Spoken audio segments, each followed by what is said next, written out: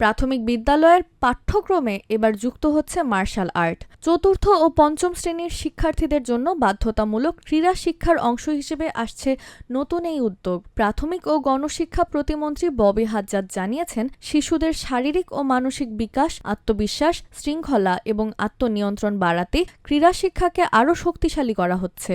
এর অংশ হিসেবে প্রাথমিক শিক্ষায় মার্শাল আর্ট অন্তর্ভুক্ত করার সিদ্ধান্ত নিয়েছেন সরকার। প্রতিমন্ত্রী বলেন, মার্শাল আর্ট শুধু আত্মরক্ষার কৌশল নয়, এটি শিক্ষার্থীদের মধ্যে ধৈর্য, ইতিবাচক মানসিকতা ও নেতৃত্বের গুণ তৈরি করতে সহায়তা করে। তার মতে, একজন শিক্ষার্থী যখন নিজের ওপর আস্থা অর্জন করে, তখন সে সহিংসতা ও সংঘাত এড়িয়ে সমাজে ইতিবাচক ভূমিকা রাখতে শেখে।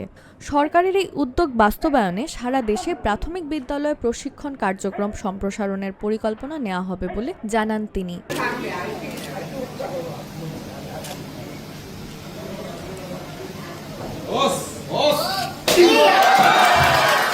অনুষ্ঠানে নিজের কারাতে চর্চার স্মৃতিও তুলে ধরেন প্রতিমন্ত্রী ববি হাজ্জাজ। তিনি জানান, ১৯৯১ সালে কিয়োকুশিন কারাতের মাধ্যমে তার প্রশিক্ষণ শুরু হয়েছিল।